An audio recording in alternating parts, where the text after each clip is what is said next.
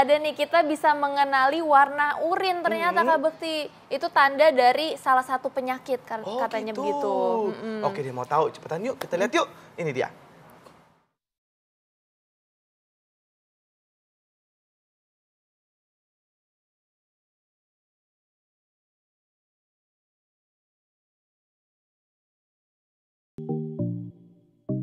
Urin atau air seni adalah cairan yang diekskresikan oleh ginjal yang kemudian dikeluarkan dari dalam tubuh kita melalui proses urinasi. Urin terbentuk melalui proses penyaringan darah yang mengandung zat sisa metabolisme yang dapat menjadi racun untuk tubuh. Nah, ternyata warna urin dapat berubah-ubah sesuai dengan kondisi tubuh kita.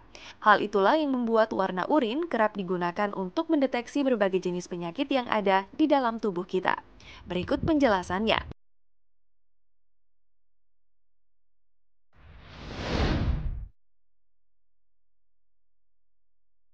Jenis urin yang pertama adalah bening atau transparan. Sebagian orang berpikir kalau warna urin bening atau transparan menandakan bahwa tubuh tidak memiliki masalah kesehatan apapun.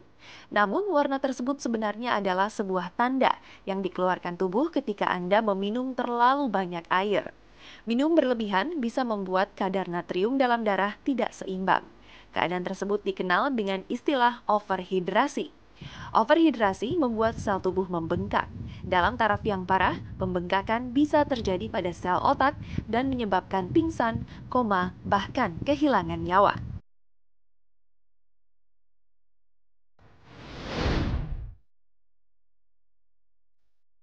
Dehidrasi atau kekurangan cairan menjadi salah satu faktor penyebab urin berubah warna menjadi coklat. Gangguan pada ginjal dan hati biasanya membuat warna urin Anda berubah kecoklatan yang biasanya diikuti dengan beberapa gejala fisik seperti kram, ruam, hingga kejang. Tapi jika urin berwarna coklat dan disertai dengan gumpalan darah, bisa jadi itu adalah pertanda dari sebuah gangguan kesehatan yang sangat serius seperti tumor atau batu ginjal. Jadi sebaiknya Anda segera memeriksakan diri ke rumah sakit terdekat.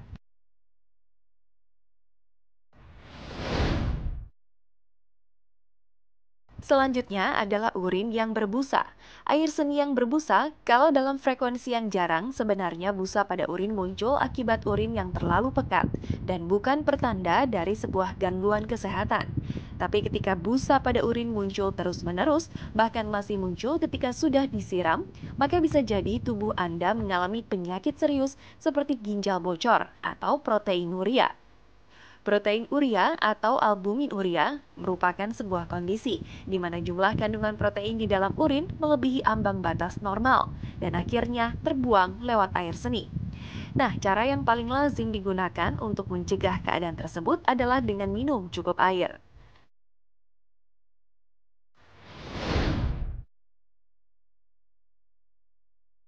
Warna urin terakhir yang terbilang cukup unik adalah warna urin hijau. Beberapa jenis bahan makanan yang berwarna cerah dapat menyebabkan warna urin berubah menjadi hijau. Salah satunya yaitu asparagus. Asparagus merupakan makanan yang biasa diolah menjadi sup lezat. Asparagus mengandung asam asparagusik. Senyawa ini adalah senyawa yang akan terpecah menjadi kelompok senyawa sulfur saat Anda memakannya.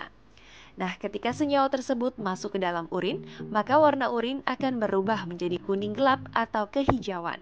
Selain warnanya yang aneh, baunya juga akan lebih menyengat.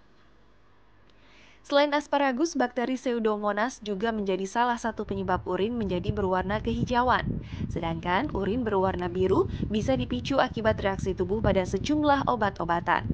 Selain pengaruh obat-obatan, hiperkalsemia jinak familial atau sindrom popok biru yang merupakan sebuah gangguan keturunan langka dapat membuat anak-anak memiliki urin berwarna biru.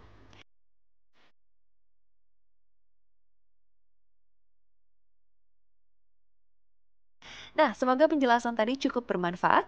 Jadi, mulai dari sekarang, jangan anggap remeh warna urin Anda.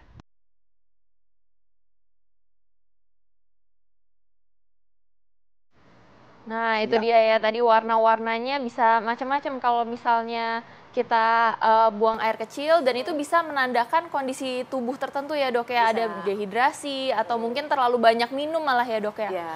atau habis minum obat tertentu atau iya. makanan tertentu gitu. Tapi kalau hijau saya belum pernah lihat sih terus terang. Oke dok, oke sebelum kita ngobrol lebih lanjut nih, kenalin dulu dokternya. Iya, dokter Hani, ada dokter Hani spesialis urologi. Selamat siang dokter. Selamat siang. Ya. Nah tadi tuh soal tayangannya ada yang mau dikoreksi gak dok tadi yang asparagus? Iya kalau saya sih terus terang memang baru dengar ya. Maksudnya kalau bawa kencing yang berwarna hijau, kalau pseudomonas ya benar memang kumannya menyebabkan berwarna hijau. Tapi kalau karena makan asparagus kayaknya jadi kan ada kuman ya dok? lebih karena kuman atau baik, mungkin asparagus. habis minum obat-obatan tertentu yang memang zatnya bikin pengaruh tapi Kadang jarang juga kalau sih aku biasa. tuh warnanya yang merah jambu kalau habis disuntik itu apa namanya neurobion gitu. Jadi warnanya pink-pink gitu. ya. Atau biasanya kalau pada penderita TBC gitu yang dia minum obat rutin TBC biasanya gitu. urinnya juga berwarna merah itu karena pengaruh obat. Baik, nanti kita akan lebih lanjut lagi mengenai warna kencing batu ini ya dok ya. Oh iya. Nanti setelah yang satu ini tetap bersama kami di Ayo Hidup Sehat. Iya, nah sekarang ini kita akan ngomongin seputar kencing batu. Jadi ada fakta dan mitos yang pertama nih dok. Jadi penyakit kencing batu sama dengan penyakit batu ginjal dok. Fakta atau mitos? Fakta. Jadi fakta. jadi gini, apa namanya istilah kencing batu itu yang digunakan oleh awam. Jadi kalau untuk mengatakan saya pernah kencing keluar batu, jadi istilahnya kencing batu. Padahal sebenarnya batu pada saluran kemih itu tidak hanya di ginjal aja. Jadi saluran kemih itu kan terdiri dari ginjal, lalu saluran ureter, itu saluran yang menghubungkan ginjal dengan kandung kemih. Lalu di kandung kemih sendiri itu sendiri juga mungkin terjadi batu atau di lubang kencing, Itu terutama pada batu pria. apa sih dok? Batunya Pengkristalan, jadi biasanya karena kita kurang minum atau mungkin karena sering minum obat atau mungkin gangguan metabolik, jadi itu timbul kayak awalnya mungkin kayak pasir-pasir atau itu lama-lama karena tidak diatasi itu akhirnya dia jadi infeksi, lama-lama jadi keras gitu loh. Jadi kekerasannya tuh macam-macam, persis kayak batu di jalan kan ada batu bata, batu kerikil, batu marmer. Nah, batu ginjal pun seperti itu. Ada yang lunak, ada yang keras sekali gitu.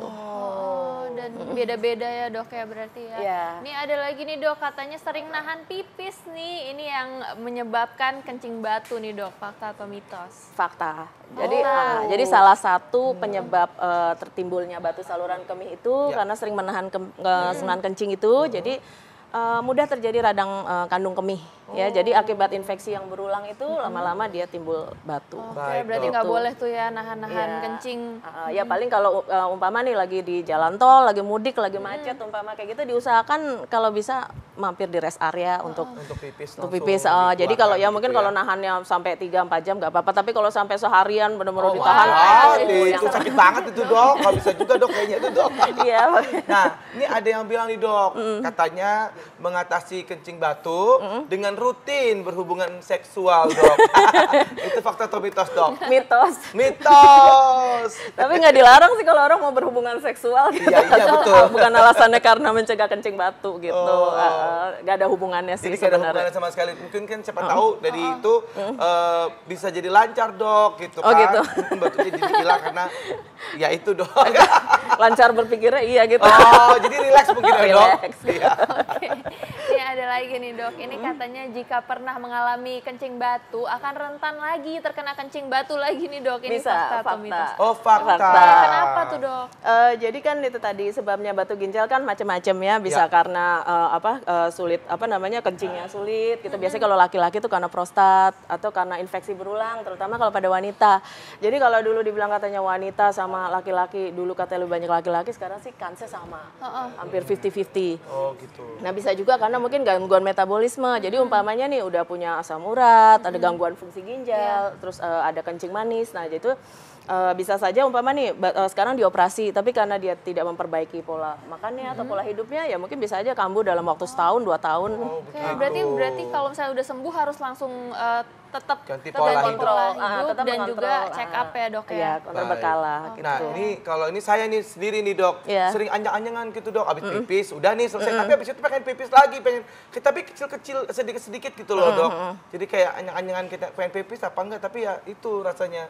Jadi kayak anjang-anjangan itu gejala ya dok? Salah satu gejala dari kencing batu. Jadi fakta ya dok? Fakta, karena gini, tuh, dok? jadi kan kalau kencing batu dia adanya, jadi gini, antara batu sama infeksi saluran kemih itu kadang-kadang seperti mana duluan, telur atau ayam. Jadi infeksi berulang bisa menyebabkan kencing batu, tadi batu ginjal tadi, tapi adanya batu yang tidak ditangani, tidak diobati atau tidak dioperasi pun bisa menimbulkan infeksi. Jadi salah satu tanda infeksi tadi ya kencingnya sakit, mungkin kencingnya merah, terus kencing anyang-anyangan tadi. Jadi apabila mengalami salah satu atau lebih dari gejala-gejala tadi, baiknya langsung periksa ke dokter ya. Jadi bisa dideteksi apakah memang karena infeksi atau memang karena ada batunya. Itu periksanya gimana tuh dok? Periksa darah atau periksa air kencingnya? Biasanya kalau ya USG biasanya USG dan dari lab periksa urinalisa tadi, jadi bisa ketahuan apakah ada bakterinya atau ada kristalnya apa, tapi lebih pasti lagi bila dilakukan USG. Kalau USG kelihatan nanti apakah di ginjalnya ada batu, ada pembengkakan karena sumbatan gitu. Oke, ini dok ada lagi nih, masyarakat biasanya kalau misalnya yang perempuan nih jarang nih dok kalau misalnya takut kena kencing batu, biasanya mereka lebih ke takutnya infeksi saluran kencing gitu. Tapi katanya kalau misalnya laki-laki tuh lebih rentan dok kalau kencing batu. Itu fakta atau mitos dok? Sebenarnya kalau dulu ya dibilang katanya seperti itu, tapi kalau sekarang sih boleh dibilang udah sama sih kan. Jadi mitos ya dok? Mitos ya, jadi laki-laki ya, perempuan dua-duanya bisa sama resikonya untuk terkena kencing batu. Berarti boleh dijelasin nih dok, ini katanya nih kalau misalnya sakit saat buang air kecil itu gejala kencing batu dok? Ya, salah satunya. Jadi kalau terutama kalau umpama batunya ada di kandung kemih. Jadi kalau batunya di kandung kemih atau batunya kecil, terutama pada laki-laki ya batunya tuh bisa turun dia ke uretra ya atau saluran kencing yang di penis. Kalau batunya nyangkut ya otomatis sakit.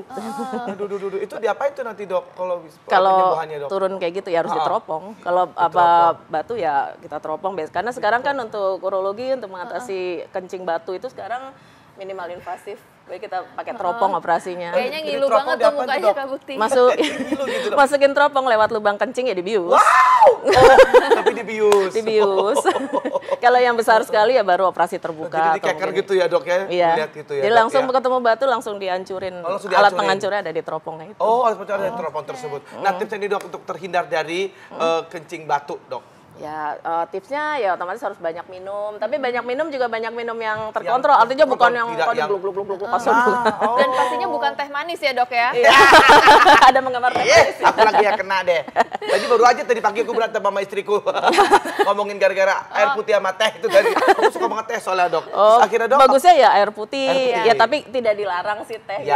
Maksudnya asal jumlahnya terkontrol gitu. Terus jumlahnya dok? Jumlahnya biasanya kalau orang dewasa jangan kurang dari 2 liter sehari atau gampangnya ya kalau botol air mineral yang gede itu ya 2 buah botol yang gede itu. Tapi minumnya ya itu tadi jangan sekaligus ya sedikit-sedikit. Oh jadi nggak boleh langsung. Itu aku pernah tuh dok, terapi air putih dok, sempet tuh, kembung banget tuh jadi kebuka gitu dok. Iya yang ada ini, terus kalau untuk orang tua ya harus hati-hati, karena kalau terutama yang ada gangguan fungsi ginjal atau gangguan jantung ya sesak dia otomatis kan. Gitu. Oke baik, terima kasih banyak dokter informasinya.